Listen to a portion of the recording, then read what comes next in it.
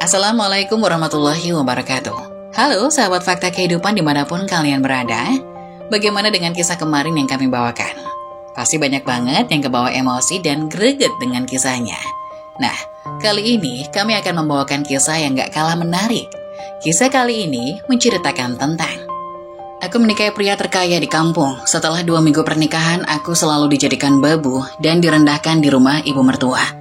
Setelah bercerai, ku buat mereka menyesal. Ternyata gak usah berlama-lama lagi, yuk kita langsung masuk ke ceritanya.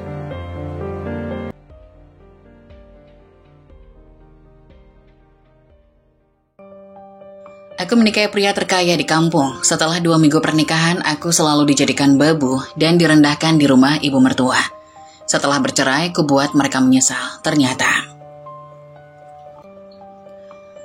pagi itu, udara desa terasa begitu dingin, menyelimuti tubuhku yang masih terbujur di atas tempat tidur sederhana.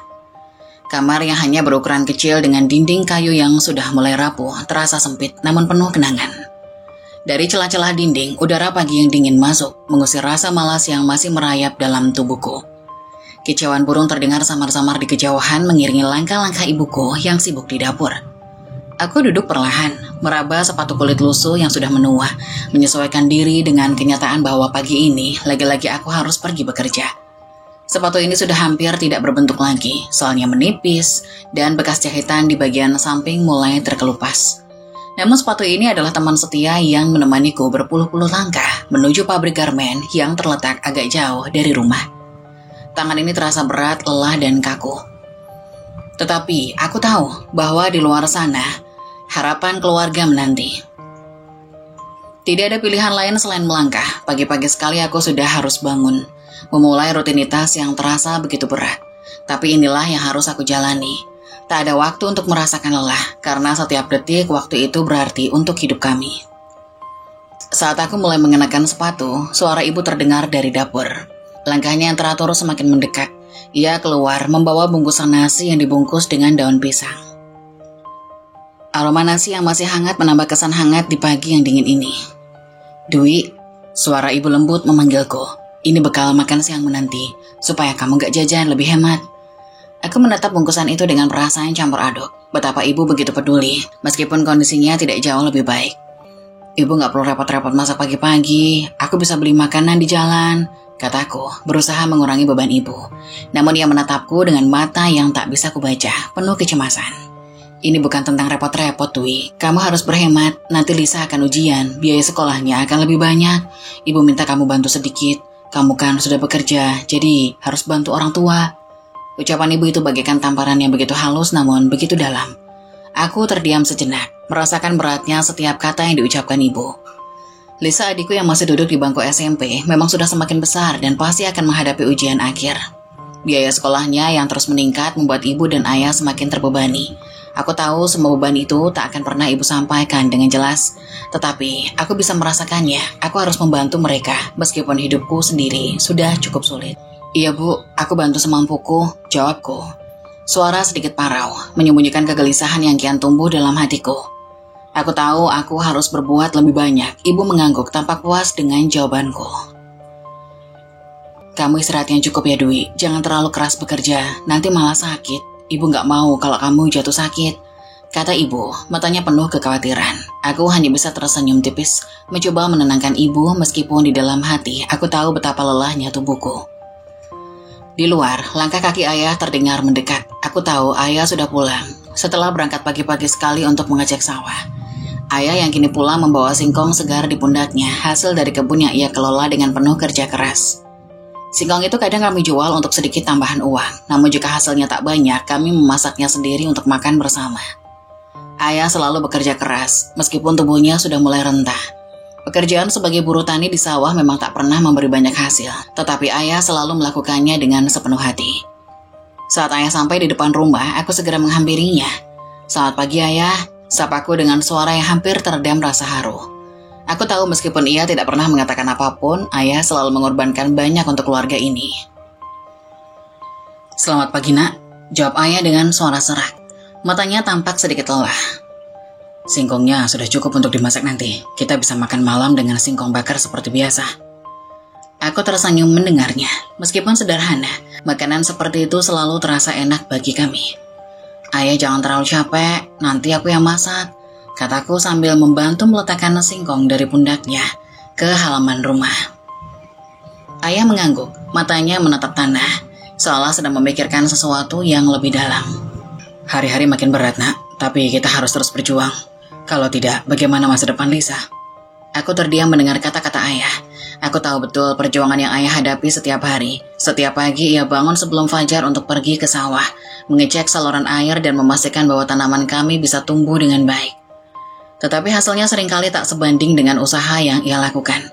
Ibu yang mengurus rumah dan anak-anaknya tak pernah berhenti memikirkan bagaimana bisa mencukupi kebutuhan sehari-hari. Begitu banyak yang harus mereka pikirkan. Aku meremas tangan ayah, berusaha memberi kekuatan meski hati ini terasa sesak. Ayah, aku akan bantu. Aku akan terus bekerja keras. Semoga semuanya bisa menjadi lebih baik, ujarku dengan suara penuh tekad. Ayah mengelus kepalaku dengan lembut. Aku tahu, Nak, tapi ingat, hidup bukan hanya tentang bekerja keras. Kita harus terus menjaga hati supaya tetap sabar dan ikhlas. Setelah itu aku pun berpamitan untuk berangkat bekerja. Aku berangkat dulu, Ayah, Ibu, kataku sambil memeluk mereka satu persatu, berusaha menunjukkan rasa terima kasih meskipun tak banyak yang bisa aku berikan. Semoga hari ini lancar dan semoga Lisa bisa belajar dengan baik. Ibu mengangguk, wajahnya penuh kebahagiaan meski ada kekhawatiran yang terlihat di matanya. Hati-hati di jalan, Dwi, jangan sampai kelelahan, pesannya dengan lembut. Aku tersenyum mencoba meyakinkan mereka meskipun dalam hati aku tahu aku tak bisa terus seperti ini selamanya. Di sepanjang jalan menuju pabrik, kaki ini melangkah berat. Udara pagi yang masih dingin menyentuh kulitku, namun aku tak merasa kedinginan. Dalam pikiranku hanya ada satu tujuan, membantu keluarga. Aku tahu hidup kami penuh dengan kekurangan, tapi aku tak bisa berhenti berusaha. Pekerjaan di pabrik garmen adalah satu-satunya cara untuk memastikan kami tetap bisa bertahan hidup. Setiap hari aku bekerja dengan tekun meskipun tubuhku mulai terasa lelah. Sesampainya di pabrik, aku bergabung dengan para pekerja lain yang sudah mulai sibuk. Suara mesin yang berderak keras, bau kain yang berdebu, dan panas yang mulai terasa dari oven-oven mesin pengering membuatku sedikit kesulitan bernafas. Namun, aku tahu bahwa ini adalah satu-satunya cara bagi kami untuk bisa mendapatkan sedikit uang. Aku bekerja tanpa mengenal lelah, menekan rasa sakit di tubuhku yang sudah mulai terasa pegal-pegal. Setiap tetes keringat yang jatuh adalah bagian dari perjuanganku, dan meskipun di dalam hatiku terkadang muncul keraguan, aku tahu bahwa aku harus terus melangkah. Aku tak bisa menyerah. Untuk ibu, ayah, dan Lisa, aku harus bertahan. Pagi yang dingin mulai terasa menghangat ketika matahari perlahan meninggi di langit desa. Di dalam pabrik garmen, suara mesin jahit menderu tanpa henti, berpadu dengan suara-suara pekerja yang paling berteriak, memastikan setiap potongan kain terjahit dengan sempurna. Aku duduk di bangku meja, memandangi tumpukan kain yang seolah tak pernah habis. Jemariku yang sudah mulai terasa kasar dengan luka-luka kecil bergerak cepat, berusaha menyeimbangkan kecepatan mesin yang terus berputar. Bekerja di pabrik garmen ini sudah menjadi rutinitasku selama hampir 2 tahun.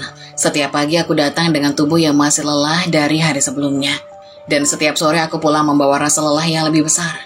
Namun aku tahu aku tidak boleh mengeluh. Di luar sana keluargaku bergantung kepadaku. Ayah, ibu, dan Lisa membutuhkan penghasilanku, sekecil apapun itu. Hari ini terasa lebih berat dari biasanya. Mesin di mejaku mendadak rewel, kain yang kujahit sering tersangkut, membuatku harus membuka dan merapikannya berkali-kali. Dwi, ayo cepat, target kita hari ini harus selesai sebelum sore. Suara mandor, Pak Hendra, terdengar lantang dari ujung ruangan. Aku hanya bisa mengangguk meskipun dalam hati aku merasa ingin menangis. Di sudut lain ruangan, kulihat Ayu, Rati, dan Visa, teman-teman seperjuanganku, juga sibuk dengan pekerjaan mereka. Wajah mereka menunjukkan kelelahan yang sama, kadang hanya dengan saling melempar senyum kecil atau bercanda singkat. Kami mencoba mengurangi tekanan yang ada. Akhirnya suara lonceng yang menjadi tanda jam istirahat pun berbunyi. Aku menghela nafas panjang, menutup mesin jahitku, dan merapikan kain-kain yang tersisa. Semua pekerja mulai meninggalkan ruangan. Sebagian menuju kantin, sebagian lagi keluar mencari udara segar. Aku mengambil kotak nasi yang kubawa dari rumah dan melangkah keluar dari pabrik, mencari tempat yang lebih tenang. Aku berjalan menuju masjid kecil yang terletak tidak jauh dari pabrik. Udara di luar terasa lebih segar dibandingkan dengan udara panas dan debu-debu di dalam pabrik. Langit biru yang luas dengan awan putih yang bergerak perlahan memberiku rasa damai yang sulit kutemukan di dalam gedung itu. Sesampainya di masjid, aku langsung mengambil air wudhu dan bersiap menunaikan sholat zuhur. Air wudhu yang dingin mengalir di wajahku memberikan rasa segar yang menenangkan. Ketika aku bersujud dalam sholat, aku memohon kepada Tuhan agar diberikan kekuatan untuk menjalani hari-hariku. Aku tahu aku bukan satu-satunya orang yang berjuang, tetapi terkadang beban ini terasa begitu berat untuk kutanggung.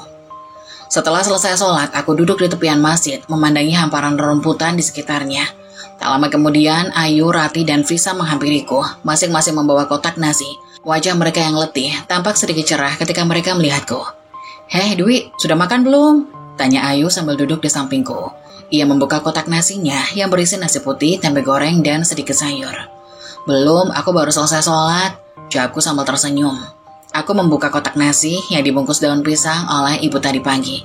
Aromanya menguar mengingatkanku pada tangan ibu yang penuh kasih sayang.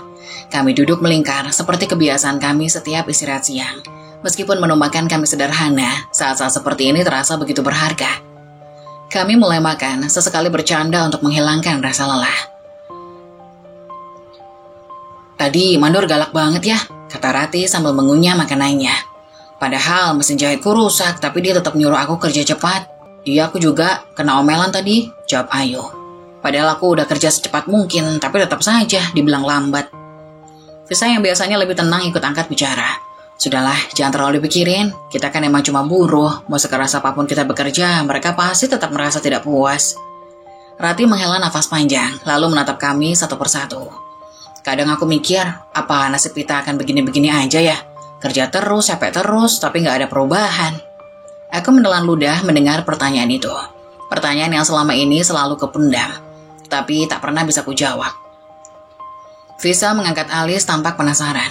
"Apa maksudmu, Rati?" Rati meletakkan sendoknya, lalu melipat tangannya di depan dada. "Ya, aku cuma mikir, apa kita akan terus jadi orang miskin? Kerja keras setiap hari, tapi tetap saja nggak cukup. Apa nggak ada jalan keluar?" Ayu tersenyum kecil, mencoba mencairkan suasana. Jangan terlalu serius begitu dong. Semua ini pasti ada titik temunya. Nanti kita semua pasti akan menikah, punya suami yang baik dan hidup lebih enak." Visa tersenyum kecil, tapi matanya menyiratkan keraguan. "Kamu yakin, Ayu? Kalau suami kita juga miskin seperti kita, apa bedanya?" "Kita harus optimis dong," jawab Ayu sambil tersenyum lebar. "Bayangkan saja, kita ketemu pria tampan dan kaya yang mau menikahi kita. Setelah menikah, kita nggak perlu lagi kerja. Suami kita yang kerja, kita tinggal di rumah mengurus anak-anak." Rati tertawa pelan. "Itu kan cuma mimpi, Ayu. Pria kaya mana yang mau sama kita? Buruh pabrik garmen begini." Aku ikut tertawa mendengar percakapan mereka, meskipun ada kesedihan yang tersirat dalam setiap kata-kata mereka. Candaan ini berhasil membuat suasana menjadi lebih ringan. Kami saling tertawa, membayangkan hal-hal yang mungkin tidak pernah terjadi, tetapi setidaknya bisa memberikan sedikit kebahagiaan di tengah kesulitan. "Kalau aku," kata Visa dengan nada bercanda, "mau aja menikah sama pria biasa, asal dia baik dan setia, kaya atau miskin, yang penting dia nggak ninggalin aku." "Kamu itu terlalu realistis, Visa," jawab Ayu sambil terkekeh. "Cobalah bermimpi sedikit, bayangkan kita tinggal di rumah besar, pakai baju bagus, dan nggak perlu kerja lagi, pasti menyenangkan." Kami semua tertawa bersama-sama, seolah-olah beban hidup yang kami tanggung tidak pernah ada. Saat-saat seperti ini adalah momen yang paling aku syukuri. Di tengah kerasnya hidup, aku merasa bersyukur memiliki teman-teman seperti mereka. Namun tawa kami harus segera berakhir ketika suara lonceng kembali berbunyi, menandakan jam istirahat sudah selesai. Aku menghela nafas panjang, menutup kotak nasiku, dan bersiap kembali ke pabrik. Ayu, Rati, dan Visa juga mulai berdiri, menepuk-nepuk pakaian mereka yang terkena debu. "Ayo, kembali bekerja," kata Ayu sambil tersenyum kecil. "Semoga sore ini nggak terlalu berat." Kami berjalan beriringan menuju pabrik, kembali ke rutinitas yang menanti. Meskipun hati ini masih terasa lelah, aku tahu aku harus terus melangkah. Untuk keluargaku, untuk masa depanku, aku tidak boleh menyerah. Sore itu seperti biasa aku keluar dari pabrik dengan langkah yang sedikit lelah. Setelah seharian berdiri di depan mesin jahit, tubuhku terasa kaku dan pegal. Tetapi ada hal kecil yang selalu membuatku lebih semangat hari ini, hari gajian. Setiap tanggal 10 adalah hari yang paling kunantikan, meskipun jumlah yang kuterima tidak besar tapi cukup untuk membantu kebutuhan keluarga. Angin sore yang sejuk menyambutku di luar pabrik. Desa kami selalu memiliki suasana yang menenangkan di sore hari. Langit mulai berubah warna menjadi jingga, sementara anak-anak kecil berlarian di jalanan desa. bermain tanpa beban. Suara burung yang pulang ke sarang seolah menjadi pengiring langkahku menuju jalan raya tempat angkot biasa lewat. Tiap hari itu, aku memutuskan untuk tidak langsung pulang. Ada sesuatu yang sudah lama ingin kulakukan. Sejenak aku memegang amplop gaji di tas kecilku, memikirkan dengan hati-hati. Biasanya, aku tidak pernah menggunakan uang gajian untuk hal lain selain kebutuhan utamaku. Tapi hari ini aku ingin membawa sesuatu yang berbeda untuk keluargaku. Sesuatu yang enak dan spesial. Aku memutuskan untuk mampir ke warung sate di perempatan jalan desa. Penjualan sate ini terkenal enak dan selalu ramai pembeli. Aku membayangkan betapa senangnya adikku Lisa jika aku pulang membawa sate. Apalagi ayah dan ibu, mereka pasti akan tersenyum bahagia melihat ada makanan istimewa di meja makan malam kami. Dalam hati aku berkata, sesekali memanjakan keluarga apa salahnya? Ketika aku tiba di sana, aku tidak terkejut melihat antrian yang panjang. Warung sate itu memang selalu penuh, apalagi saat sore hari seperti ini. Aroma daging yang dibakar bercampur dengan asap arang memenuhi udara. Bau itu membuat perutku semakin lapar. Aku menghela nafas dan berdiri di barisan, berharap antrianku tidak terlalu lama. 5 menit, 10 menit, 15 menit, akhirnya aku tiba di depan gerobak sate. Hatiku hampir melompat gembira saat penjual itu menatapku siap menerima pesananku. "Pak, 1 porsi satenya ya," kataku sambil tersenyum. Aku bisa membayangkan wajah Lisa yang berseri-seri melihat sate ini di meja makan malam nanti. Tapi senyumku langsung hilang ketika penjual sate itu berkata, "Maaf Mbak, tinggal 1 porsi lagi, tapi ini sudah dipesan orang." Kalimat itu seperti petir di siang bolong. Rasanya berat sekali mendengar kata-kata itu. Setelah menunggu begitu lama, aku tidak mendapatkan apa-apa. Hatiku terasa hancur. Ini hanya sate memang, tapi bagi seseorang sepertiku yang hidup dalam keterbatasan, membawa pulang makanan seperti ini adalah kebahagiaan kecil yang berharga. Aku berdiri mematung, tak tahu harus berkata apa. Kecewa, tentu saja, tapi apa yang bisa kulakukan? Aku hanya tersenyum pahit mencoba menerima kenyataan. Belum sempat aku melangkah pergi, sebuah motor berhenti di depan gerobak sate. Seorang pria turun dengan santai memakai helm full face dan jaket. Dia berjalan mendekati gerobak sambil berkata kepada penjual sate, "Pak, ini sate pesanan saya kan?" Aku hanya menatap pria itu dari jauh. Dalam hati aku sedikit kesal. Jadi ini orang yang mengambil porsi terakhir itu. Setelah membayar, dia menerima bungkusan sate itu. Tapi anehnya saat dia berbalik, matanya langsung menatap. Dia terlihat terkejut, seolah mengenaliku. Lalu dia memanggil, "Dwi, kamu Dwi kan?" Aku memandangnya dengan bingung. Dari mana dia tahu namaku? "Iya, saya Dwi," jawabku pelan. Masih tidak yakin siapa dia. Dia tersenyum lalu melepas helm dan masker yang menutup wajahnya. Begitu wajahnya terlihat, aku langsung tersentak. "Bagas?" Dia tertawa. "Iya, ini aku Bagas. Lama gak ketemu ya?" Bagas, nama itu langsung membangkitkan serangkaian kenangan dari masa SMP. Bagas adalah teman sekelasku yang dulu sering jahil, tapi juga baik hati. Kami sering bercanda, bahkan beberapa kali belajar kelompok bersama. Tapi sejak dia pindah sekolah ke kota untuk SMA, aku tidak pernah mendengar kabarnya lagi. "Ya ampun Bagas, aku gak nyangka ketemu kamu di sini," kataku sambil terkejut. "Kamu kok tahu aku?" "Ya jelas aku tahu, wajahmu gak berubah sama sekali Dwi," katanya sambil tertawa kecil. "Kamu beli sate juga?" Aku mengangguk lalu menjelaskan dengan nada rendah. "Iya, tadi mau beli buat keluarga, tapi satenya habis." "Itu yang kamu beli porsi terakhir." Bagas langsung memandang bungkusan sate di tangannya, lalu kembali menatapku. Ekspresinya berubah menjadi penuh simpati. "Dwi, ini buat kamu aja." Aku langsung menggeleng. "Gak usah Bagas, itu kan pesanan kamu, aku gak enak terimanya." "Gak apa-apa, beneran deh. Aku sering beli sate di sini, jadi gak masalah kalau hari ini aku makan yang lain," katanya. Dia menyodorkan bungkusan sate itu ke tanganku, bersikeras agar aku menerimanya. Aku merasa ragu dan canggung, tapi akhirnya aku mengambilnya dengan perasaan campur aduk. "Makasih Bagas, aku benar-benar gak enak sama kamu." Dia tertawa kecil. "Gak perlu ngerasa gak enak Dwi, anggap aja ini traktiran dari teman lama." Aku mencoba mengeluarkan uang dari tas kecilku untuk mengganti sate itu, tapi Bagas langsung menolaknya dengan tegas. "Jangan Dwi, kalau kamu bayar aku malah ngerasa gak tulus ngasihnya." Kami tertawa bersama, mengingatkan aku pada masa-masa SMP dulu. Setelah itu dia bertanya, "Kamu pulang naik apa?" "Naik angkot, kayak biasa," jawabku. Bagas mengangguk lalu menawarkan sesuatu yang membuatku bingung. "Kalau gitu biar aku antar pulang ke rumah, sebagai gantinya, itu sudah cukup buat bayar sate ini." Aku sempat menolak, merasa gak enak. "Aduh, gak usah deh Bagas, aku sudah biasa naik angkot." Tapi Bagas memaksa. "Ayo Dwi, kita udah lama gak ketemu, ini kesempatan buat ngobrol lebih banyak, lagian aku juga searah." Akhirnya aku mengalah. Aku menaik motor bersama Bagas meski merasa sedikit canggung. Angin sore yang sejuk menyapu wajahku saat motor melaju cepat di jalan desa. Rasanya seperti mimpi bertemu kembali dengan teman lama di saat yang tidak terduga. Sebelum mengantarku pulang, Bagas mampir ke sebuah warung kecil untuk membeli lauk. Kami menunggu di sana sambil berbincang tentang kehidupan masing-masing. "Kamu kerja di mana sekarang, Dwi?" tanyanya. "Di pabrik garmen. Udah 2 tahun lebih," jawabku. "Kalau kamu?"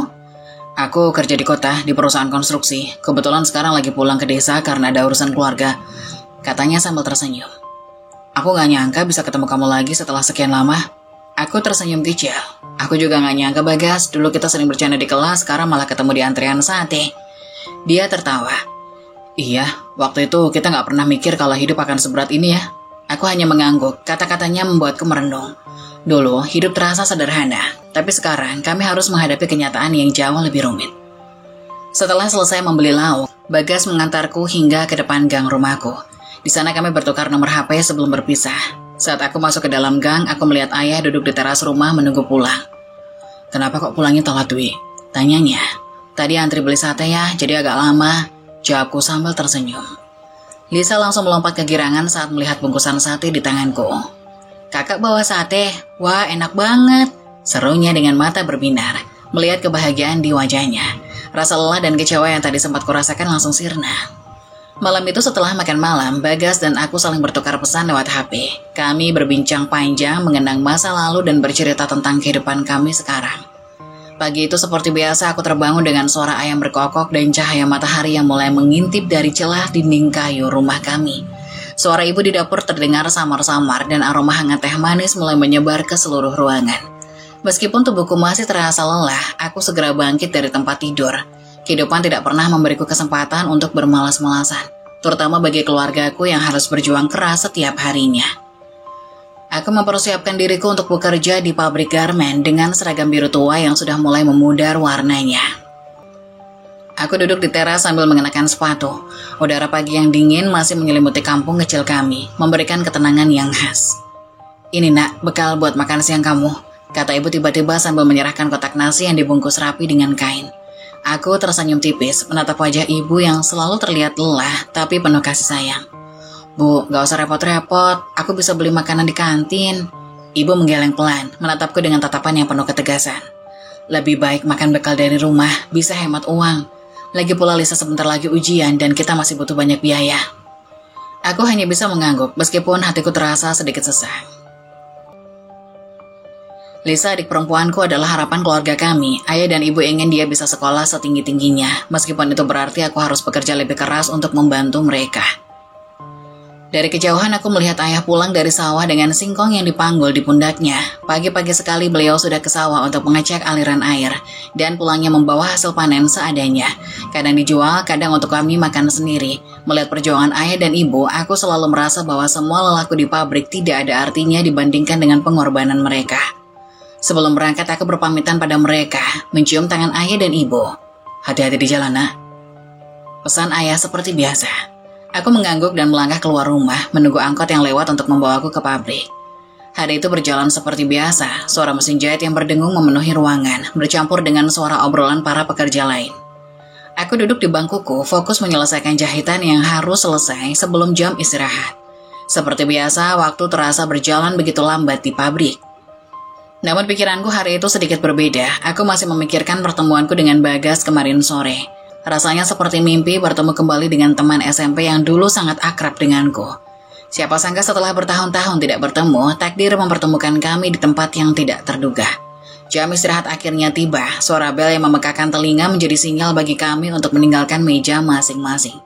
Aku mengambil kotak bekalku dan berjalan keluar pabrik menuju musola kecil di sebelah. Setelah menunaikan sholat zuhur, aku kembali ke pelataran musola di mana Ayu dan Rati dan Visa, teman-teman terbaikku, sudah menunggu.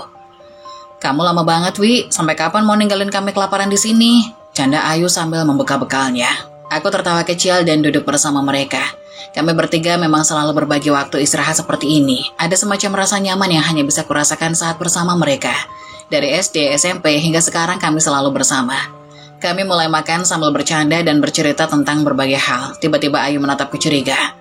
Wi, wajahmu hari ini kok beda ya? Kayak lagi happy banget. Ada apa nih? Aku hanya tersenyum kecil, tapi tatapan 3 pasang mata di depanku semakin tajam. Ayo cerita, desak Rati sambil mengangkat alis. Aku menghela nafas, merasa tak bisa menyembunyikan apa yang ada di pikiranku. Kemarin aku gak sengaja ketemu teman lama. Teman lama? Siapa? Bisa langsung mencondongkan tubuhnya ke arahku, penuh antusias. Bagas, jawabku pelan. Ketika temanku terdiam sejenak, lalu saling menatap satu sama lain dengan ekspresi terkejut. Bagas, kamu serius? Ayu hampir berteriak. Aku mengangguk, sedikit bingung dengan reaksi mereka. Iya Bagas, teman SMP kita dulu. Bagas yang anak juragan padi itu. Rati menambahkan dengan nada tidak percaya. Iya, Bagas yang itu, jawabku sambil tersenyum kecil. Mereka langsung heboh, Ayu bahkan menepuk-nepuk lenganku dengan antusias. Ya ampun Dwi, itu kan anak paling ganteng se-SMP kita dulu. Terus, gimana ceritanya kamu bisa ketemu dia? Aku menceritakan semuanya, mulai dari kejadian di warung sate hingga Bagas mengantarkanku pulang ke rumah. Mereka mendengarkan dengan penuh perhatian, sesekali mengeluarkan seruan histeris. Jadi dia kasih sate pesanannya buat kamu? Tanya Visa dengan mata membulat. Iya, dia kasih satenya ke aku karena waktu itu aku gak kebagian. Jawabku pelan. Terus dia nganter kamu pulang naik motor. Tambah Ayu, matanya berbinar-binar. Iya. Mereka langsung berteriak kecil seperti anak-anak yang baru saja mendapatkan kabar gembira. Ya ampun Wi, itu romantis banget. Tahu nggak, kayak di sinetron. Seru Rati. Aku hanya tertawa kecil merasa malu dengan reaksi mereka. Terus kalian tukeran nomor HP? Tanya Visa semakin penasaran. Aku mengangguk pelan. Iya, dia yang minta nomor HP aku. Mereka langsung menatapku dengan tatapan penuh arti. Dwi, ini pasti ada sesuatu. Aku yakin kalian bakal jadian, kata Ayu penuh perhatian. Aku langsung menggeleng. Enggak, kita cuma teman, gak ada apa-apa. Tapi dia kasih satenya buat kamu loh, itu tanda dia peduli, kata Rati mencoba meyakinkanku. Belum tentu, jawabku mencoba meredam antusiasme mereka. Namun mereka tidak menyerah. Ayu bahkan berkata, Dwi, kalau kamu sampai jadian sama Bagas, itu artinya kamu berhasil memenangkan jackpot. Anak juragan padi yang kaya raya dan ganteng pula. Kami semua tertawa terbahak-bahak meskipun aku tahu mereka hanya bercanda. Ada sedikit rasa bahagia di dalam hatiku. Bagas memang hanya teman lama, tapi pertemuan kami kemarin terasa sangat berarti. Bel berbunyi menandakan jam istirahat sudah selesai. Dengan langkah berat kami kembali ke meja masing-masing untuk melanjutkan pekerjaan. Tapi sepanjang sisa hari itu, pikiranku terus melayang ke percakapan tadi. Apakah benar yang dikatakan temanku? Apakah Bagas melihatku lebih dari sekedar teman lama? Atau mungkin aku hanya terlalu berharap? Aku menggeleng pelan, mencoba mengusir pikiran itu. Yang jelas, pertemuan dengan Bagas membawa warna baru dalam kehidupanku yang monoton. Dan di tengah hiruk-pikuk mesin jahit, aku tersenyum kecil, membayangkan apa yang mungkin terjadi selanjutnya. Sejak pertemuanku kembali dengan Bagas, hidupku terasa seperti di antara mimpi dan kenyataan. Bagas, teman masa kecilku yang dulu hanya aku kenal sebagai anak juragan kaya, kini menjadi sosok yang terus hadir dalam hariku. Perhatian dan kebaikannya membuatku melihat dunia dengan cara yang berbeda. Namun ada satu hal yang tak pernah berubah. Kenyataan bahwa aku berasal dari keluarga yang sederhana, yang selalu menjadi bayangan di setiap langkahku. Setiap kali aku melangkah keluar dari pabrik seusai bekerja, aku tahu dia akan ada di sana menungguku dengan motornya. Saat mata kami bertemu, senyum hangatnya selalu berhasil menghapus lelahku. Hari ini capek banget ya? Tanyanya sore itu saat aku menaiki motornya. Aku hanya mengangguk kecil. Kerjaan di pabrik gak ada habisnya, Gas. Tapi kalau aku ingat nanti bisa ketemu kamu, rasanya jadi lebih ringan. Dia tertawa kecil sambil menyalakan mesin motor. Berarti aku semacam obat ya? Kalau gitu, aku gak boleh hilang. Aku tersenyum mendengar ucapannya. Meski lelah, aku merasa lebih hidup ketika bersama.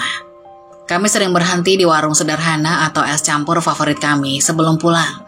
Setiap pertemuan kami selalu dipenuhi dengan obrolan hangat dan candaan kecil. Bagas selalu memastikan aku pulang dengan membawa sesuatu untuk keluargaku. Ini buat Lisa sama ibu ya, katanya sambil menyodorkan satu bungkus makanan. Gas, aku gak enak terus-terusan kayak gini. Kamu gak perlu repot-repot, balasku. Dia hanya tersenyum menggeleng. Aku ikhlas, Wi, jangan mikirin itu. Kamu udah cukup banyak berkorban buat keluargamu. Hatiku selalu bergetar mendengar ucapannya. Dia berbeda dari yang lain, bukan hanya karena latar belakang keluarganya yang kaya, tapi karena hatinya yang tulus. Namun takdir sepertinya tak membiarkan semua ini berjalan mulus. Hubungan kami yang semakin dekat akhirnya sampai ke telinga orang tuaku. Hari itu aku baru saja tiba di rumah membawa bungkusan makanan seperti biasa. Lisa menyambutku dengan gembira, tapi kebahagiaan itu hanya sesaat karena ibu memanggilku ke ruang tamu. Di sana ayah duduk dengan ekspresi yang tidak biasa. "Dwi, duduk sini," kata ibu dengan nada serius. Aku menelan ludah, mencoba menenangkan diriku. Aku tahu ini tentang Bagas, aku bisa merasakannya. "Kami dengar kamu dekat dengan Bagas, anak Juragan Mansur," kata ayah langsung tanpa basa-basi. Aku terdiam mencoba menyusun kata-kata. "Benar, Dwi," desak ibu. Akhirnya dengan suara pelan aku mengangguk. "Iya bu, pak, aku memang dekat sama Bagas." Wajah ibu dan ayah berubah seketika. Keduanya saling berpandangan seolah mencoba memahami apa yang baru saja aku dengar. "Kenapa kamu gak cerita sama kami sebelumnya?" tanya ibu. "Aku takut kalian gak setuju," jawabku jujur. Ayah menghela nafas panjang. "Dwi, kamu tahu siapa Juragan Mansur kan? Dia itu terkenal orang pelit dan kejam. Banyak teman ayah yang dulu kerja di sawahnya gak tahan. Apa kamu pikir anaknya akan berbeda?" Aku menatap ayah dengan mata berkaca-kaca. "Pak, Bagas itu beda. Dia gak kayak yang ayah pikirin. Dia baik, perhatian, dan dia selalu menghormati aku. Tapi dia tetap anak Juragan Mansur," kata ayah dengan tegas. "Dan keluarganya pasti punya standar sendiri. Kamu pikir mereka akan menerima kamu yang cuma buruh pabrik?" Kata-kata itu seperti pisau yang menusuk hatiku. "Pak, Bagas gak pernah peduli soal itu. Dia terima aku apa adanya. Kenapa ayah gak bisa melihat itu?" Ibu mencoba menenangkan ayah, tapi ayah tetap bersikeras. "Kami gak mau kamu kecewa, Dwi. Kami gak mau kamu berharap terlalu tinggi hanya untuk jatuh nanti." "Pak, aku juga punya hak buat bahagia," bentakku. Tak lagi mampu menahan air mata. "Kenapa kalian cuma peduli soal uang? Kenapa kalian gak pernah peduli soal apa yang aku rasakan?" Aku berlari masuk ke kamar, mengunci pintu, dan membiarkan tangisku pecah. Keesokan harinya Bagas seperti biasa menungguku di depan gang. Wajahnya cerah seperti biasa, tapi aku yang membawa beban dari semalam hanya bisa menyapa dengan senyum tipis. "Kamu kenapa, Wi? Kayaknya nggak kayak biasanya," tanyanya saat kami melaju di jalan. Aku menghela nafas panjang. "Bagas, kamu serius sama aku?" Dia melirikku sekilas, lalu kembali fokus pada jalan. "Kenapa kamu tanya begitu?" "Aku cuma mau tahu hubungan ini mau dibawa kemana," tanyaku langsung tanpa basa-basi. Dia terdiam, jelas tidak menduga pertanyaan itu. "Wi, aku serius sama kamu, tapi aku harus selesaikan dulu kuliah. Setelah itu aku akan bicara sama orang tuamu," jawabnya membuatku terdiam. Rasanya waktu menunggu hingga dia wisuda terlalu lama. Aku menunduk mencoba menahan kecewa. "Kalau kita menikah sekarang tanpa harus nunggu kamu wisuda gimana?" tanyaku, suaraku hampir berbisik. Bagas terdiam lama. "Wi, aku harus pikirin itu dulu. Aku gak mau membuat keputusan yang buru-buru dan akhirnya menyulitkan kita berdua." Jawaban itu membuat hatiku sedikit hancur, tapi aku tahu dia hanya mencoba realistis. Bagas memang selalu memikirkan hal-hal dengan matang, sementara aku hanya ingin menyelesaikan semuanya dengan cepat. Saat kami tiba di depan pabrik, teman-temanku sudah menunggu. Mereka langsung meledek begitu melihatku turun dari motor Bagas. "Wih, setiap hari diantar jemput, romantis banget nih," goda Ayu sambil tertawa. Aku hanya tersenyum kecil mencoba menutupi kegelisahan yang masih tersisa di hatiku. Bagas melambaikan tangan sebelum pergi menuju kampusnya, sementara aku dan teman-teman masuk ke pabrik untuk memulai hari yang baru. Tapi pikiranku terus melayang. Bagas adalah sosok yang membuatku merasa berarti, tapi apakah aku cukup kuat untuk menghadapi semua rintangan ini? Hari-hari berlalu dengan perasaan campur aduk. Di satu sisi kedekatanku dengan Bagas membuatku merasa hidup kembali. Seolah dia adalah pelangi yang datang setelah hujan. Namun di sisi lain, beban yang kutanggung dari ketidaksetujuan orang tuaku membuat semuanya terasa berat. Mereka ingin aku fokus pada keluarga, membantu Lisa hingga ia selesai sekolah dan menabung untuk masa depan. Tapi cinta yang aku rasakan kepada Bagas terlalu dalam untuk diabaikan begitu saja. Hari itu seperti biasa, saat bel istirahat berbunyi, aku melangkah keluar pabrik bersama teman-temanku.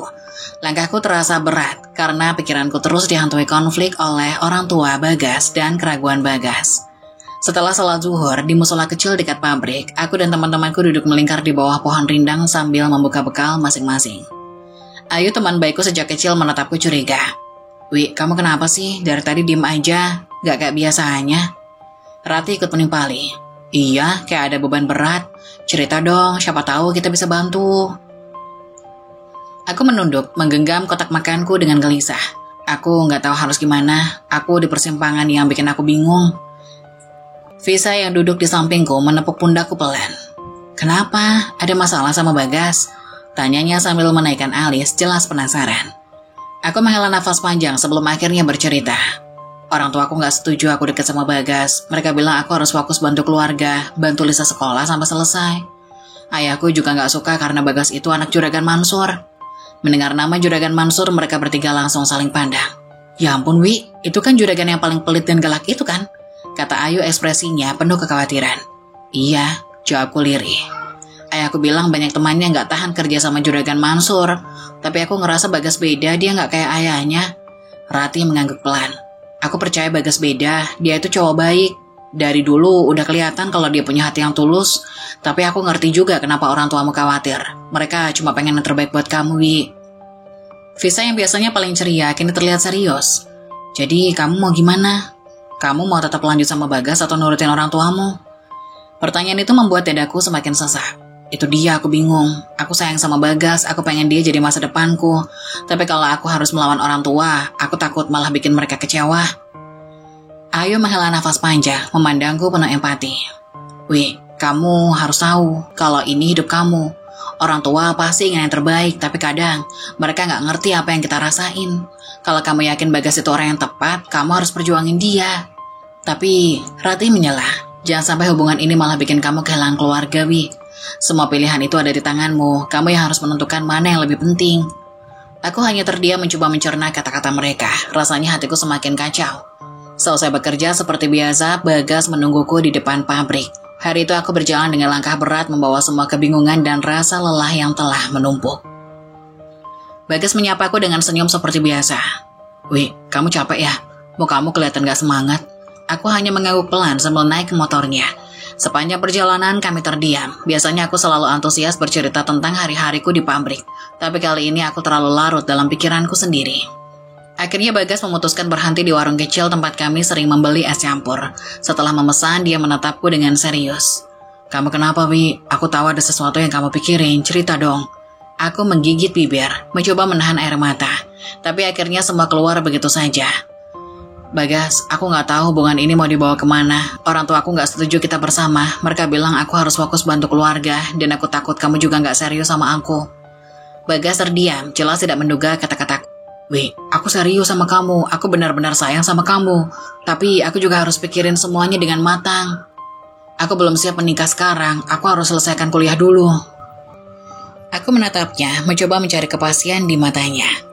Bagas, aku gak bisa terus begini. Aku butuh kepastian. Kalau kamu memang gak yakin sama aku, lebih baik kita sudahi saja. Kata-kataku membuat wajahnya berubah. Dia menatapku dengan rasa bersalah. Wih, jangan ngomong kayak gitu. Aku butuh waktu. Aku harus bicara sama orang tua aku dulu. Aku gak bisa langsung ambil keputusan sekarang.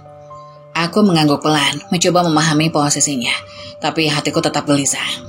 Bagas, aku kasih waktu sampai besok pagi. Kalau kamu gak bisa kasih aku kepastian, mungkin memang lebih baik kita jalan masing-masing. Kataku dengan suara bergetar. Bagas terlihat tertekan, tapi dia mengangguk. Baik, Wi, aku akan bicara sama orang tuaku malam ini.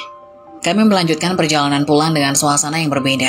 Bagas mengantarku sampai depan gang seperti biasa, tapi kali ini tanpa candaan atau obrolan ringan. Aku masuk ke rumah dengan hati yang penuh keraguan, sementara Bagas melaju pergi dengan pikirannya sendiri. Hari itu matahari tampak cerah, tetapi hatiku masih mendung.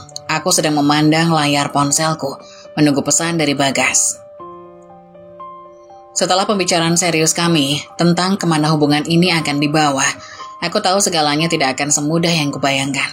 Namun pagi ini pesan Bagas tiba, membawa berita yang mengubah segalanya.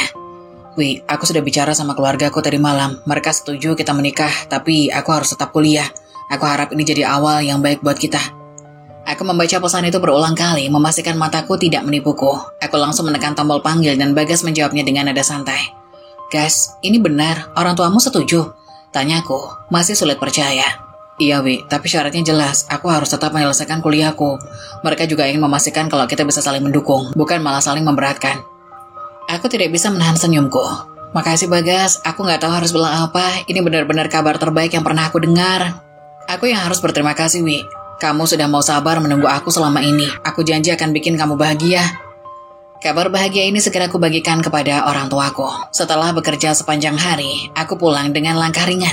Di rumah, ayah dan ibu sedang duduk di ruang tamu seperti biasa, menikmati teh hangat sambil membicarakan hal-hal kecil. Ayah, ibu, aku mau bicara, kataku sambil duduk di hadapan mereka. Mereka menatapku dengan rasa penasaran. Ayah meletakkan cangkir tehnya dan ibu sedikit menegakkan tubuhnya. "Ada apa, Wi?" tanya ibu dengan nada lembut. "Bagas dan keluarganya sudah setuju kami akan menikah," kataku dengan senyum penuh kebahagiaan. Namun senyumku tidak dibalas. Ayah menghela nafas panjang, lalu bertanya, "Apa kamu yakin dengan keputusan ini, Dwi?" "Iya ya, aku mencintai Bagas. Aku tahu ini keputusan besar, tapi aku yakin dia adalah orang yang tepat untukku." Ibu menggeleng pelan, menatapku dengan mata penuh kekhawatiran. "Dwi, ini bukan hanya soal cinta. Kamu tahu kan, keluarga Juragan Mansur itu seperti apa? Mereka kaya tapi juga terkenal keras. Kamu yakin bisa bertahan di lingkungan seperti mereka?" "Ibu, aku sudah pikirin semua ini. Bagas itu berbeda dari ayahnya. Dia perhatian, pengertian, dan aku yakin dia akan menjadi suami yang baik." Ayah bersandar ke kursi dengan ekspresi yang sulit ditebak. "Kamu tidak mau kamu terluka. Tapi kalau ini memang keputusanmu, kami tidak akan menghalangi. Hanya saja ingat, jalan yang kamu pilih ini tidak mudah." Waktu berlalu dengan cepat dan hari pernikahanku pun tiba. Aku tidak pernah membayangkan akan menikah dalam pesta sebesar ini. Aula tempat resepsi dihiasi bunga-bunga putih dan lilin-lilin besar yang berkilauan. Gaun pengantinku terasa berat dengan renda-renda halus yang menjuntai hingga ke lantai. Aku duduk di depan cermin dikelilingi Ayu, Rati, dan Visa. Mereka semua terlihat cantik dalam gaun pastel yang mereka kenakan. "Kamu kelihatan kayak putri raja, Wi," kata Ayu sambil tersenyum. "Tapi kelihatannya gugup banget," goda Visa. Aku tertawa kecil, meskipun tanganku terasa dingin. "Iya, aku gugup banget. Aku takut semuanya nggak berjalan seperti yang aku harapkan." Rati menggenggam tanganku, menatapku dengan serius. "Wi, kamu udah sejauh ini. Kamu pantas bahagia, jangan pikirkan yang lain. Nikmati saja momen ini." Ketika aku melangkah menuju pelaminan, jantungku berdegup kencang. Bagas berdiri di sana tampak gagah dengan setelan jas hitamnya. Dia tersenyum dan senyuman itu cukup untuk menenangkan hatiku. Pesta itu berlangsung dengan megah, musik tradisional mengalun lembut, sementara tamu-tamu berdatangan dengan pakaian-pakaian mahal mereka. Aku berdiri di pelaminan bersama Bagas, menerima ucapan selamat dari kerabat dan teman-temannya yang datang dari jauh. Teman-temanku juga hadir, memberikan pelukan dan ucapan selamat. "Wi, kamu beneran beruntung. Gak nyangka kamu akhirnya jadi istri juragan muda," goda Visa. "Iya, selamat ya Wi, kamu harus bahagia," tambah Ayu. Aku tertawa kecil. Tetapi di sudut hatiku ada sedikit rasa hampa. Ketika aku melirik ke arah ayah dan ibu, mereka duduk di sudut ruangan, terlihat canggung di tengah keramaian ini. Lisa adikku mencoba membuat mereka tersenyum, tetapi aku tahu perasaan mereka jauh dari bahagia. Setelah pesta selesai, aku dan Bagas akhirnya bisa duduk bersama. Aku menatapnya dengan mata yang lelah tapi bahagia. "Bagas, makasih karena sudah ada untukku," kataku pelan. Bagas menggenggam tanganku erat. "Aku yang harus berterima kasih, Wi. Kamu sudah percaya sama aku. Kita akan jalani ini bersama apapun yang terjadi." Pernikahanku dengan Bagas yang dulu aku pikir adalah pintu menuju kebahagiaan ternyata menjadi awal dari perjalanan yang penuh air mata. Rumah megah milik keluarga Bagas memang terlihat seperti istana dari luar, tetapi di dalamnya aku menemukan diri berada di tempat yang dingin dan tak bersahabat. Aku selalu memulai hari dengan penuh semangat, mencoba mengesampingkan rasa ragu dan kekhawatiran. Bagaimanapun aku ingin menjadi istri yang baik untuk Bagas dan menantu yang diterima oleh keluarganya. Tapi ternyata niat baik saja tak cukup untuk mendapatkan hati ibu mertua dan anggota keluarganya yang lain. Pagi itu seperti biasa aku bangun sebelum matahari terbit. Aku menyiapkan sarapan untuk keluarga. Nasi goreng sederhana dengan telur mata sapi ditemani teh manis hangat. Bagas yang harus berangkat kuliah lebih pagi memuji masakanku sambil tersenyum. "Enak, Wi, kamu emang paling bisa bikin aku semangat," katanya sambil mencium keningku. Aku hanya tersenyum kecil, berusaha mengabaikan rasa lelah setelah bangun lebih awal dan berkutat di dapur. Setelah Bagas pergi, aku duduk sebentar di kursi dapur untuk mengistirahatkan tubuhku. Tapi momen singkat itu segera buyar ketika ibu mertua masuk ke dapur. "Dwi, kamu ini ya, jadi menantu kok santai-santai saja." Suara tajamnya membuatku tersentak. "Ibu, saya baru selesai masak, Bu. Saya cuma duduk sebentar karena capek," jawabku lirih, mencoba menjelaskan. "Capek? Kamu itu baru sebentar kerja sudah bilang capek. Wanita itu nggak boleh malas, tahu? Kalau cuma duduk-duduk begitu nanti kamu nggak berguna buat keluarga ini." Kata-katanya seperti pisau yang menusuk hatiku. Aku terdiam menahan air mata yang mulai menggenang. "Sekarang jangan cuma duduk-duduk. Bersihkan rumah. Itu lantai kotor, piring numpuk, meja berdebu. Kamu pikir rumah ini siapa yang akan urus?" "Iya, Bu, saya kerjakan sekarang," jawabku pelan menunduk dalam-dalam. Tanpa menunggu jawaban lebih lanjut, ibu mertua berlalu dengan wajah kesal. Hari-hari berikutnya menjadi mimpi buruk. Aku merasa seperti seorang pelayan di rumah yang seharusnya menjadi tempatku merasa nyaman. Setiap kali aku melakukan sesuatu, selalu ada yang salah di mata ibu mertua. Jika makanan terlalu asin, dia memarahiku. Jika lantai kurang bersih menurut standarnya, dia akan ngomel setiap hari. Dwi, kamu itu masak kok nggak pakai hati? Asin begini mau bikin kami sakit semua. Katanya suatu siang sambil membanting piring ke meja. Aku hanya bisa meminta maaf berulang kali, meskipun di dalam hati aku merasa hancur. Adik ipar Bagas, Riko, juga tidak membuat segalanya lebih mudah. Ia sering membuang sampah sembarangan atau meninggalkan barang-barangnya berserakan di ruang tamu. Ketika ibu mertua memarahinya, dia dengan santai menyalahkanku. Itu bukan salah aku, Bu. Kak Dwi yang gak bersihin, katanya sambil berlalu tanpa rasa bersalah. Aku hanya bisa menahan diri, tidak ingin memperkeruh suasana. Tapi semakin hari, hatiku terasa semakin berat. Satu malam setelah semua pekerjaan rumah selesai, aku duduk di kamar sambil menatap dinding kosong. Aku merasa seperti kehilangan diriku sendiri. Aku yang dulu ceria dan penuh semangat, kini berubah menjadi seseorang yang penuh rasa takut dan kesedihan. Ketika Bagas pulang, aku mencoba menceritakan apa yang terjadi. Gas, aku gak tahu sampai kapan aku bisa bertahan, kataku dengan suara bergetar. Ada apa lagi, Bi? Tanyanya sambil duduk di sebelahku.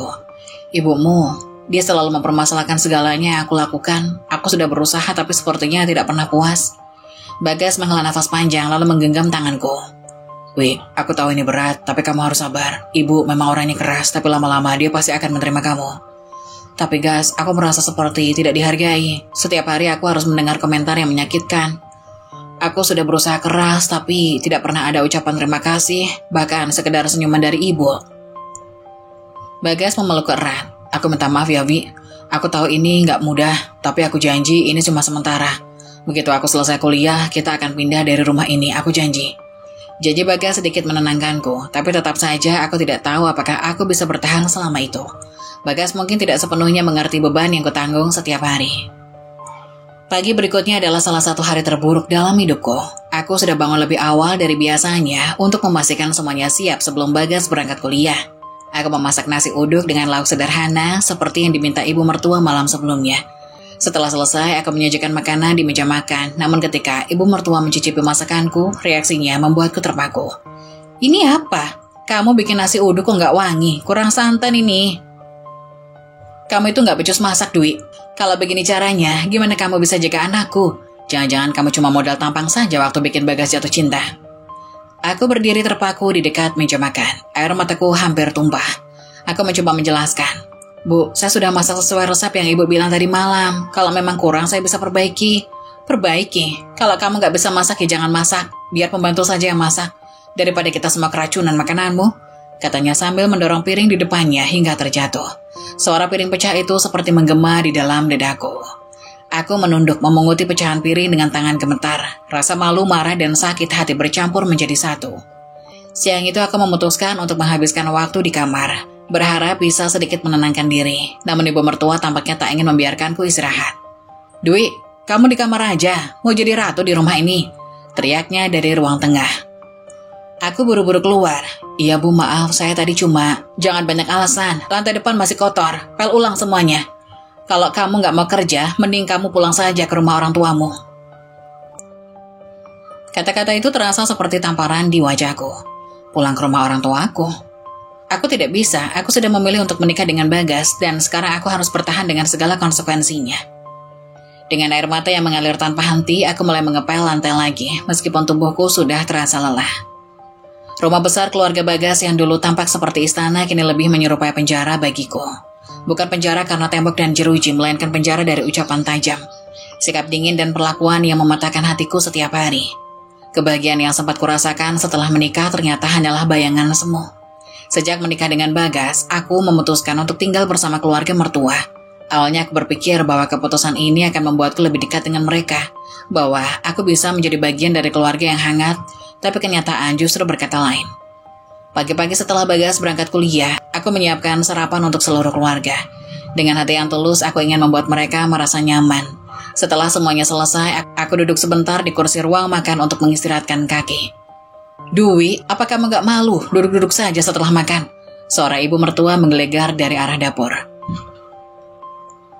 Bu, saya baru selesai menyiapkan sarapan dan cuci piring. Saya cuma mau istirahat sebentar karena capek. Jawabku dengan suara pelan mencoba tetap sopan. Ibu mertua mendekat dan menatapku tajam. Capek? Kamu itu gak tahu diri. Jadi menantu di rumah ini ya harus rajin. Jangan cuma tanggung malas-malasan. Kalau cuma mau duduk-duduk, pulang saja ke rumah orang tuamu. Aku terdiam, menahan rasa sakit yang merayap ke dadaku. Kata-katanya menusuk membuatku merasa seperti beban yang tidak diinginkan. Tanpa menjawab, aku bangkit dan mulai membersihkan lantai, tapi ternyata itu belum cukup baginya. Setelah selesai, jangan lupa lap kaca jendela di depan. Kotor sekali. Apa kamu gak lihat? Rumah ini jadi kayak gak ada yang ngurus. Lanjutnya sambil berlalu. Aku hanya bisa mengangguk kecil tanpa mengatakan apa-apa. Setiap ucapan balasan dariku hanya akan memperpanjang amarah. Adik ipar Riko yang seharusnya bisa menjadi teman atau setidaknya netral justru semakin memperburuk keadaanku. Riko seorang remaja yang terbiasa dilayani, seringkali membuatku merasa seperti seorang pembantu. Suatu sore ketika aku sedang mencuci piring, Riko memanggilku dari ruang tamu. "Kak, ambilin minum," teriaknya. Aku berusaha tetap tenang. "Riko, ambil sendiri ya, aku lagi cuci piring." "Loh, kok kakak gitu sih? Kan kakak di sini nggak ada kerjaan selain bantu-bantu di rumah," balasnya dengan nada sinis. Aku menutup keran air, mengeringkan tangan lalu berjalan menuju ruang tamu. "Riko, aku ini bukan pembantu. Kalau kamu haus, kamu bisa ambil sendiri. Aku juga capek tahu." Riko langsung berdiri, wajahnya memerah karena marah. "Kakak itu nggak tahu diri. Kalau nggak mau bantu, ngapain tinggal di sini?" Tepat saat itu ibu mertua muncul. "Ada apa ini ribut-ribut?" tanyanya tajam. "Bu, Kak Dwi nggak mau ambilin aku minum," lapor Riko dengan nada penuh drama. Ibu mertua langsung beralih padaku, ekspresinya berubah menjadi dingin dan menghakimi. "Dwi, kamu itu di rumah ini jadi menantu atau tamu? Kalau anakku minta sesuatu, kamu harus melakukannya. Jangan bikin suasana rumah jadi nggak nyaman." Aku terdiam, menahan air mata dan mulai menggenang di mataku. "Ibu, saya ingin Riko belajar mandiri. Saya nggak bermaksud apa-apa," jawabku pelan. "Belajar mandiri? Kamu itu siapa berani-beraninya mengatur anakku?" serunya, suaranya meninggi. "Dengar ya Dwi, kamu itu ada di rumah ini karena belas kasihan. Kalau nggak mau bantu, lebih baik kamu pergi." Hatiku terasa remuk. Aku berbalik tanpa berkata apa-apa lagi. Berjalan kembali ke dapur sambil menahan tangis yang hampir pecah. Malam itu aku sudah tidak tahan lagi. Aku menunggu Bagas pulang untuk menceritakan semua yang terjadi. "Gas, aku nggak kuat lagi," kataku dengan suara bergetar saat dia duduk di sofa. Bagas mengernyit dahi. "Kenapa lagi, Wi? Apalagi yang kamu ributkan?" Aku menarik nafas panjang, mencoba menenangkan diri. "Gas, ibumu selalu memarahi aku, mengatakan aku ini beban di rumah ini. Riko juga gak pernah menghargai aku. Aku merasa seperti pembantu di sini." Bagas menghela napas teriak jenuh. "Wi, kamu itu lebay. Ibu emang orangnya keras, tapi dia gak pernah bermaksud jahat. Kamu aja yang terlalu baper." Aku merasa seperti ditampar oleh kata-katanya. "Bagas, aku gak lebay. Aku cuma ingin kamu tahu apa yang aku alami. Aku capek, Gas. Aku gak pernah merasa dihargai di rumah ini. Tapi kamu juga harus mengerti posisiku, Wi. Aku pusing dengan kuliah. Aku gak punya energi buat ngurusin masalah kayak gini. Kamu harus belajar terima keadaan," jawabnya dingin. "Terima keadaan? Gas, aku ini istrimu. Aku butuh dukunganmu." Bagas mengangkat tangan, menyuruhku untuk berhenti berbicara. "Sudahlah, Wi, aku capek. Aku mau tidur." Aku hanya bisa memandangnya dengan hati yang hancur. Bagas satu-satunya orang yang kuharapkan bisa membantu, kini justru berbalik menyalahkanku. Beberapa hari kemudian, aku memberanikan diri untuk membahas masalah Risa, adikku. Aku tahu Bagas sudah kesal dengan semua keluhanku, tapi aku tidak punya pilihan lain. "Gas, aku meminta tolong," kataku pelan. "Apalagi, Wi?" tanyanya tanpa menoleh, sibuk dengan ponselnya. "Lisa, dia kesulitan bayar sekolah. Aku biasanya bantu, tapi sekarang aku nggak bisa. Bisa nggak kamu bantu sedikit?" Bagas langsung meletakkan ponselnya, menatapku dengan wajah kesal. "Wi, aku ini lagi sibuk sama kuliah. Jangan tambah-tambah beban aku dengan masalah keluargamu." "Bagas, aku cuma minta sedikit bantuan. Lisa itu adikku, dia butuh bantuan," kataku. Air mata pun mulai mengalir. "Bantu? Kamu pikir aku siapa? Aku bukan ATM. Aku udah cukup pusing dengan hidupku sendiri, jangan nambah beban," teriaknya. Hatiku terasa seperti dihancurkan menjadi serpihan kecil. Kata-katanya terus terngiang di kepalaku. Aku berusaha kuat, tapi luka itu begitu dalam. Suatu sore aku sedang membersihkan meja makan ketika Riko memanggilku dari kamarnya. "Kak, kesini sebentar," teriaknya. "Ada apa, Riko?" tanyaku sambil mendekat. "Bersihin kamarku, aku gak sempat," katanya santai. Aku menatapnya tidak percaya. "Riko, aku bukan pembantumu. Kalau kamarmu kotor, bersihkan sendiri." Riko langsung berdiri. Wajahnya merah karena marah. "Kakak itu apa-apaan sih? Udah gak kerja, tinggal di rumah ini, tapi gak mau bantu-bantu." Pertengkaran kami akhirnya terdengar oleh ibu mertua. Dia datang dengan wajah penuh amarah. Apa ini ribut-ribut lagi? Dwi, kamu itu kenapa sih selalu bikin masalah? Tanyanya dengan nada tinggi. Bu, saya cuma ingin Riko belajar tanggung jawab. Jawabku pelan. Tanggung jawab? Kamu itu gak punya hak ngomong seperti itu di sini. Kamu itu cuma menantu. Kalau gak mau kerja pulang saja. Aku tidak bisa lagi menahan tangis. Aku merasa tidak ada yang berpihak padaku. Bahkan orang yang seharusnya menjadi pelindungku. 2 tahun sudah berlalu sejak hari-hari gelap itu. Perjalanan hidupku terasa seperti mimpi buruk yang tak kunjung selesai. Aku meninggalkan Bagas, rumah besar yang penuh hiasan mewah, dan ibu mertuaku yang selalu memandangku rendah.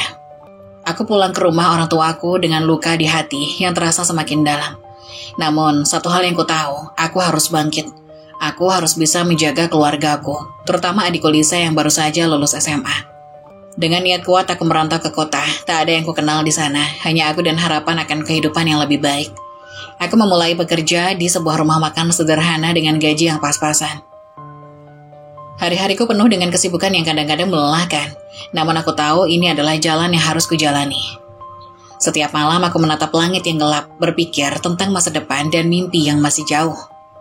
Kehidupan di kota tidak semudah yang aku bayangkan. Setiap hari aku bekerja keras, tidak ada waktu untuk bersantai. Pagi hari aku membuka rumah makan, lalu malamnya pulang dengan lelah yang tak kunjung hilang. Walaupun demikian, ada kepuasan tersendiri ketika aku bisa membantu keluarga, terutama Lisa yang kini sudah kuliah di sebuah universitas terdekat. Aku tahu tanpa aku di sana, mereka akan kesulitan. Setelah 2 tahun berlalu, aku merasa sudah saatnya untuk kembali ke kampung. Rindu kepada orang tua dan keluarga sudah menggerogoti hatiku. Begitu aku pulang, aku disambut dengan pelukan hangat dari ayah dan ibu.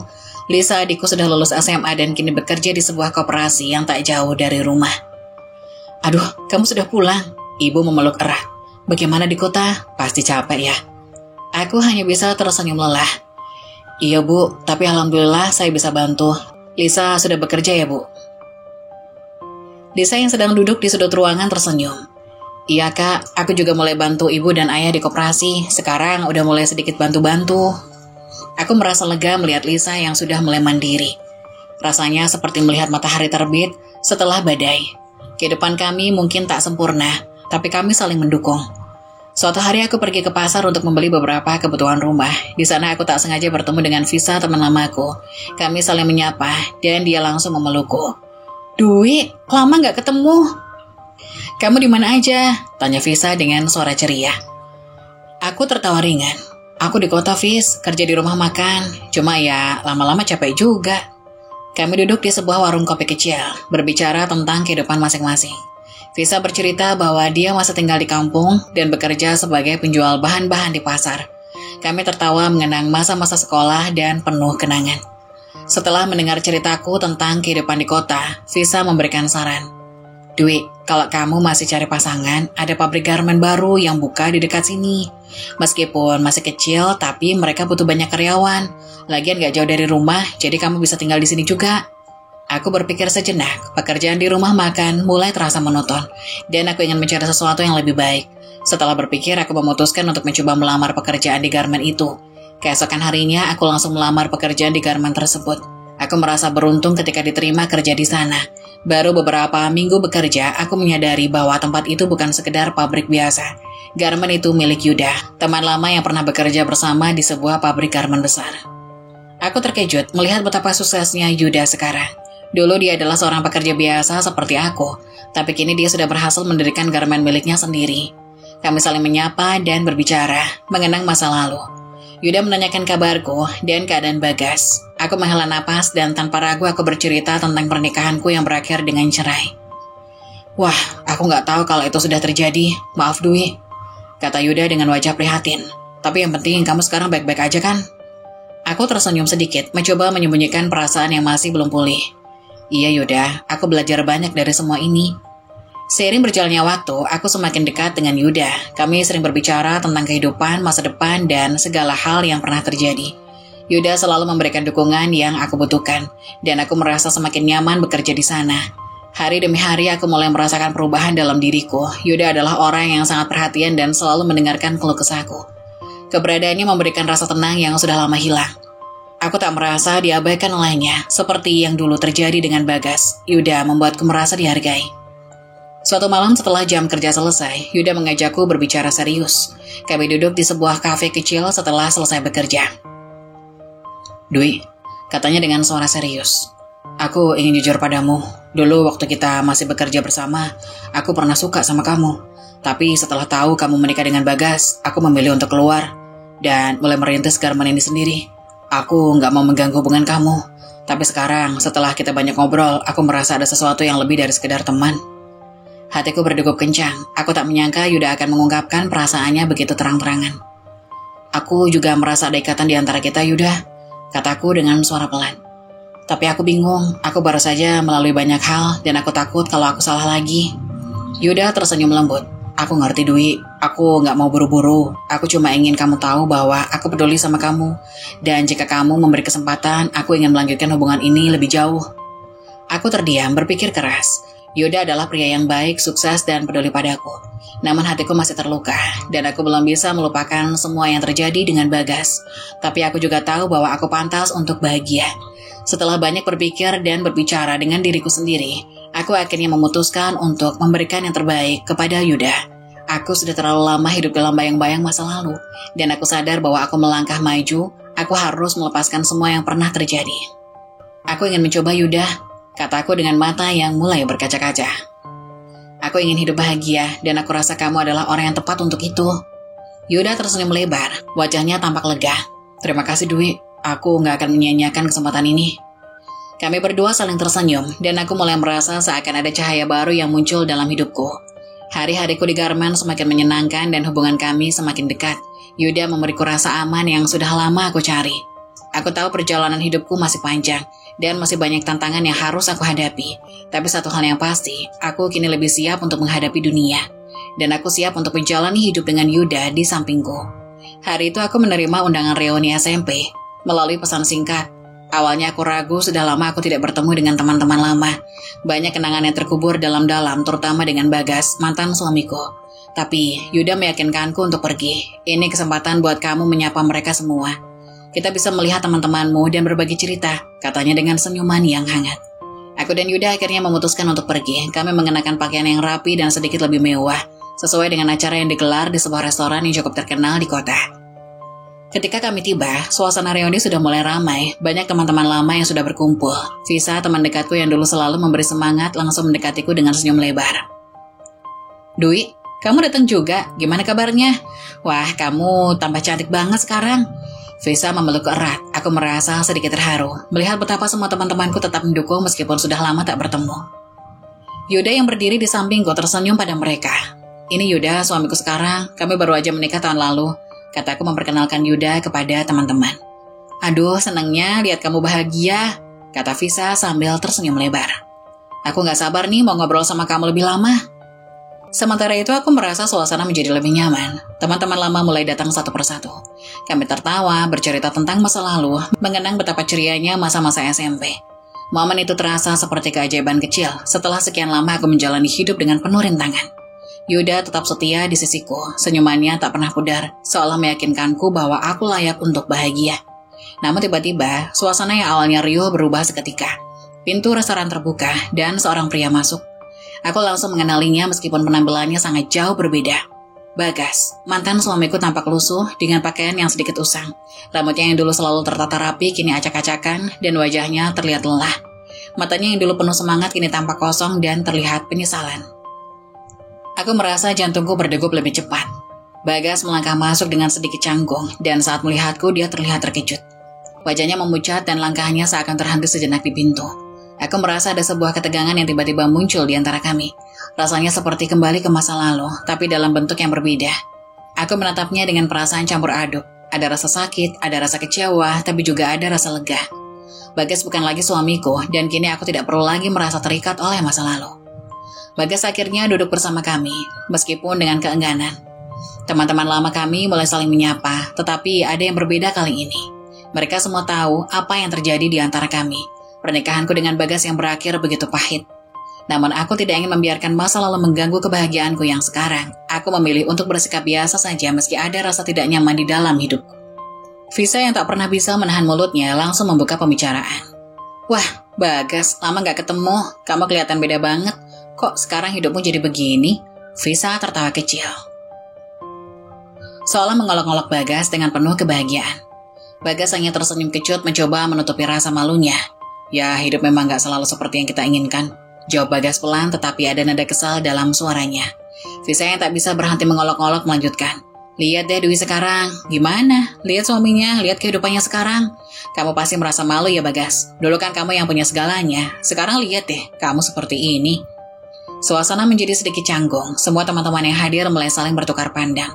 Aku tahu apa yang Visa katakan bukan tanpa alasan. Bagas memang dulu tampak begitu berkuasa, memiliki segalanya, termasuk aku.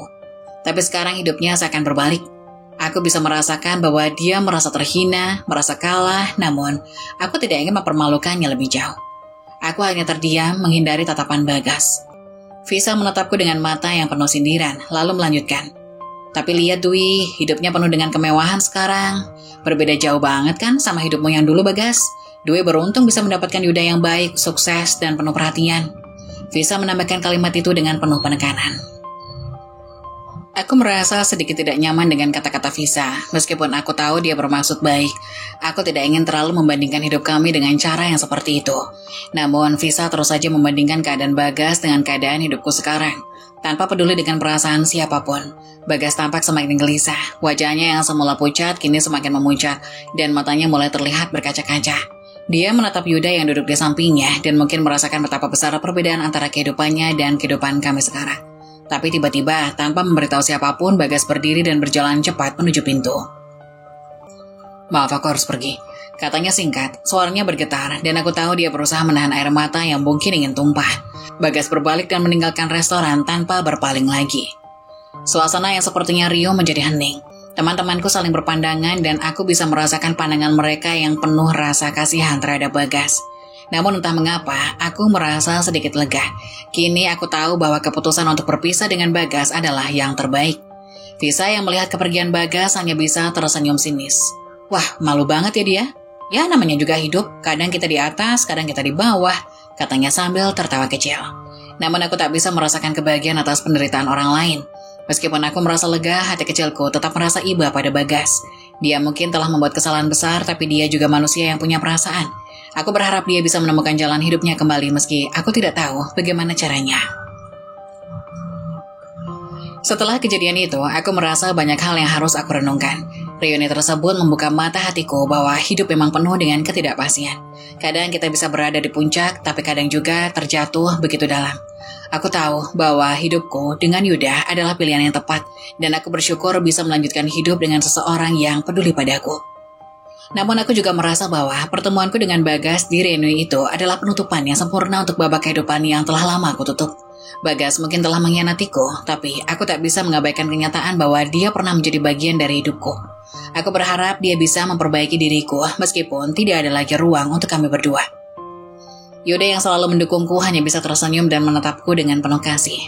Kamu kuat, Wi. Aku bangga bisa berada di sini dengan kamu. Kita akan terus bersama, dan masa depan kita akan lebih baik. Aku tersenyum, merasa lebih yakin dengan keputusanku. Aku tahu perjalanan hidup kita masih panjang, dan aku tidak akan lagi terjebak dalam bayang-bayang masa lalu. Kini aku siap menatap masa depan dengan penuh harapan dan kebahagiaan yang lebih nyata. Reuni itu mengajarkanku pada banyak hal.